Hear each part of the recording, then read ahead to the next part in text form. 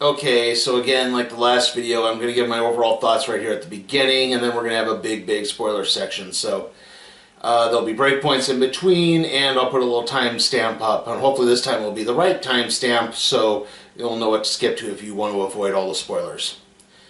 Okay, so overall, I'm going to give Sonic the Hedgehog 2 a B-. I can't quite go as high as a B. It's not an A, unfortunately, and but it's not quite as bad as the first one. I think it is better than the first, actually, because there's a lot more Sonic and there's decent characterization with him. In fact, I would say the overall chemistry between Sonic, Knuckles, and Tails is actually quite good. It's very enjoyable. There's some really nice action set pieces. Unfortunately, the plot is completely derailed by a really pointless subplot that exists to pad the film out to an appropriate length. And that is it. It grinds to a halt when that happens, and unfortunately it just kind of sapped a lot of my joy for it. And there's a bizarre stinger at the end, but I understand why they did it, but without getting too far into spoiler territory, it just raises too many questions in my mind. So yeah, like I said, it's enjoyable, it's fun. Kids really love it, the kids in the audience really seem to love it. So, you'll have fun, but yeah, it's not the greatest thing ever. Danita Stokes, president of HAG. It's bad enough that Sega Genesis has the most 16-bit games, but this new Sonic the Hedgehog, oh, he really doth my doilies. They say he's incredibly fast. Well, what's the hurry, mister? And about his attitude. Smarty pants. Why can't it be more like that nice boy Mario? Oh! Little brat! Now, get Sonic free when you buy a Sega Genesis system at its new price of $149.99. Okay, once again, this is the spoiler section, so skip to this point here if you want to avoid everything. Okay? Okay. Alright, so basically, the way this movie works is Robotnik is stuck on the Mushroom Planet, and he uses the quill he has from Sonic to build just enough of a generator that opens up a portal that brings Knuckles the Echidna, who wants Sonic for reasons that are not yet revealed, but they will reveal it eventually. And then we kind of move back to Earth. It's been, almost a year, and Sonic is trying to become a superhero, referring to himself as Blue Justice, and the Wachowskis are not exactly enthused about this idea because Sonic is still very much a child, and he's a little too reckless. When he's in Seattle thwarting this robbery, he winds up destroying a half a city block and a gas main and all this stuff, and it's like, you're doing way more damage than good. You need to be a bit more responsible, and he needs to learn that. But just after that, they have to go to Hawaii for the wedding of Tom's sister-in-law. And, this guy that seems really nice, but we'll get to that.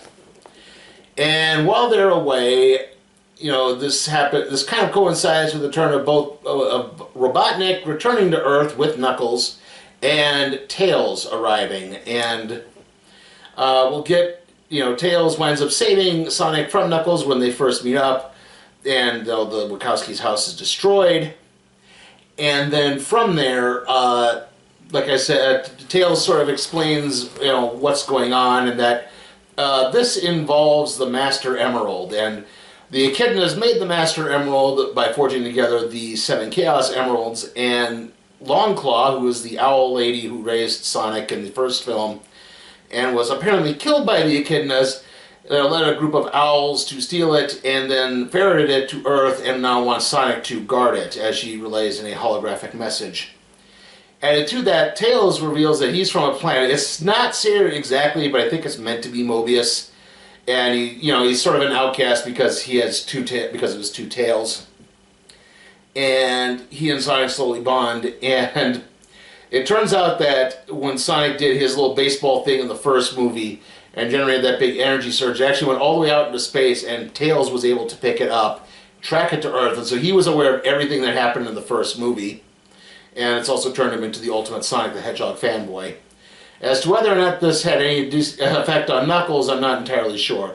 And there are some good points with Knuckles. There's times he's very determined and this noble warrior, but he's also kind of an idiot because he doesn't understand Earth technology. At one point, Robotnik meets up with Stone, who's running a cafe in Green Hills, as was revealed in the Sonic the Hedgehog prequel comic, which I have in one of those boxes back there. Like I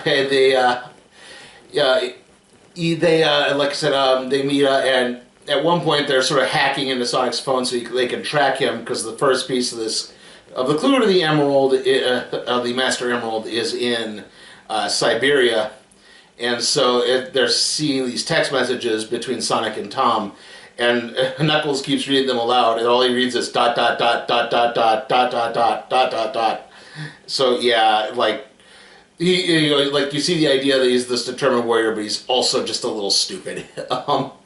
And he takes things he's very much like Drax in the Guardians of the Galaxy movies. He takes things very literally. And then, of course, obviously Robotnik is plotting to thwart Knuckles, especially once he hears of the Master Emerald. And from there, so, it's not a really big Wild Goose Chase, because they chase down this piece in Siberia that's a compass that's supposed to point the direction to where the Emerald is located. And then, kind of in the schmoz that breaks out, Tails is gravely injured. Sonic does manage to break through briefly to Knuckles, and they sort of realize something happened with the Echidna tribe, because he's the last Echidna.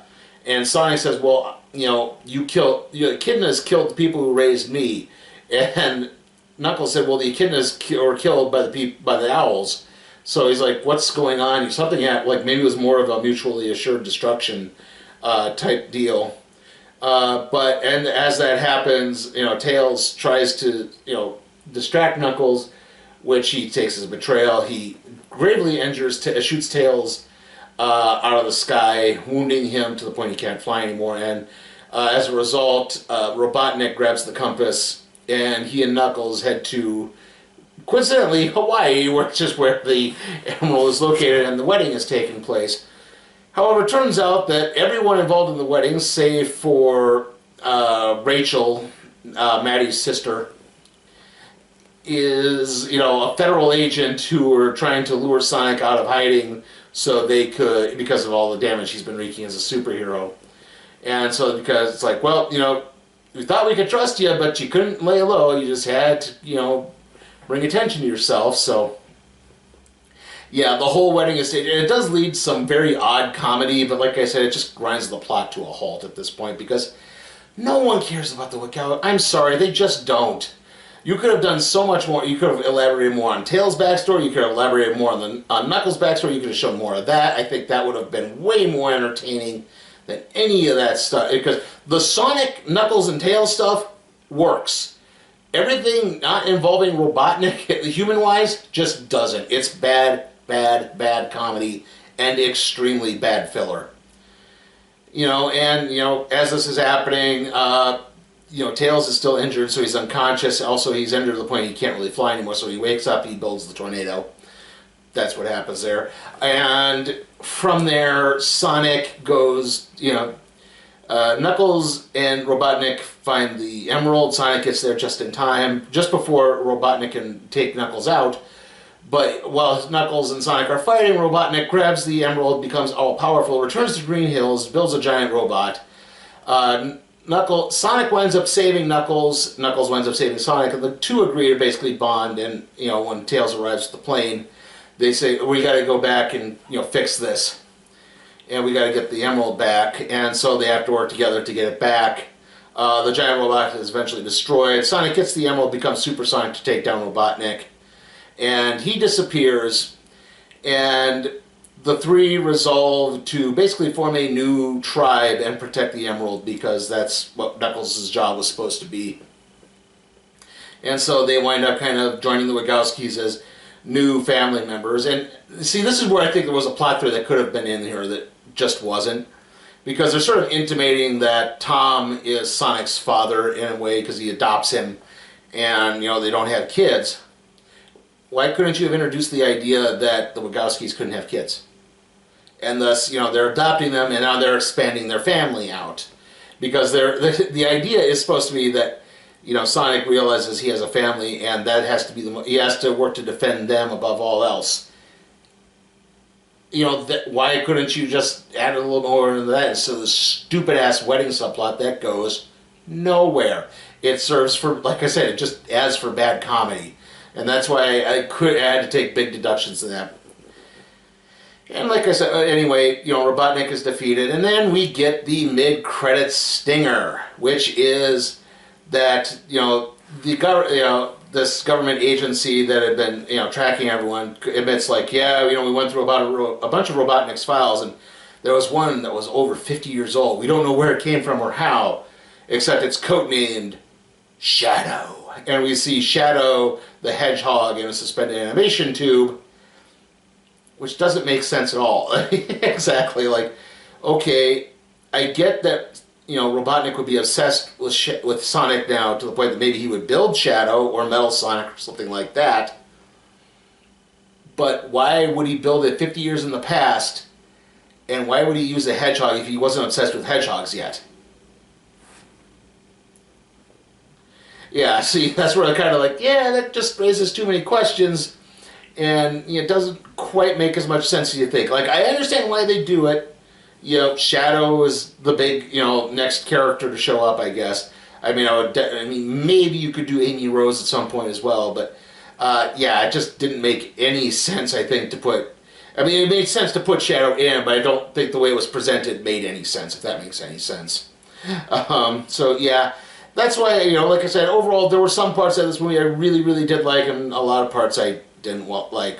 I couldn't quite average it out, though, because I did enjoy this a lot more than the first movie, but I couldn't go too much higher than a B, so that's why it's giving it a B-, okay? Alright, so those are my thoughts on Sonic the Hedgehog 2.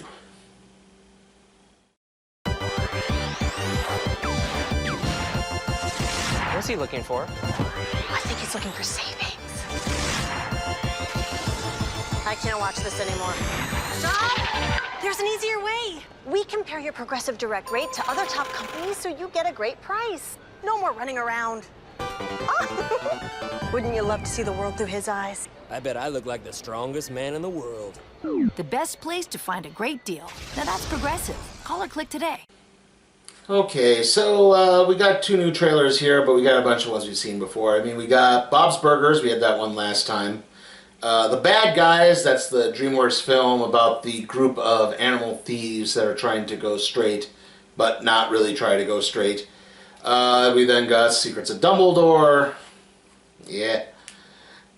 We then got League of Super Pets, Lightyear, Doctor Strange in the Multiverse of Madness again, and Minions Rise of Gru, a film I'm still surprised has yet to come out.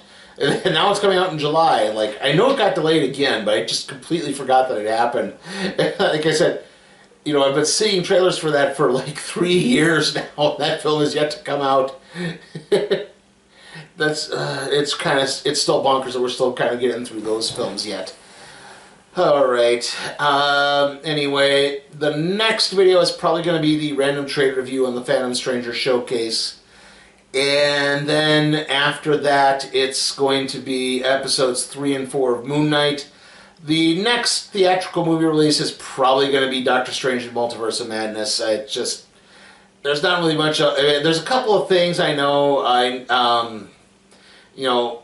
The Nicolas Cage movie looks really good, but because it's a Lionsgate film, and I've had bad claim experiences with Lionsgate, so I don't want to deal too much with them. That's kind of what puts me off there. And like I said, it looks good, but I just don't know if I'm in quite timing mode, if you catch my drift. I'm gearing up for the big summer action. So see you all next time.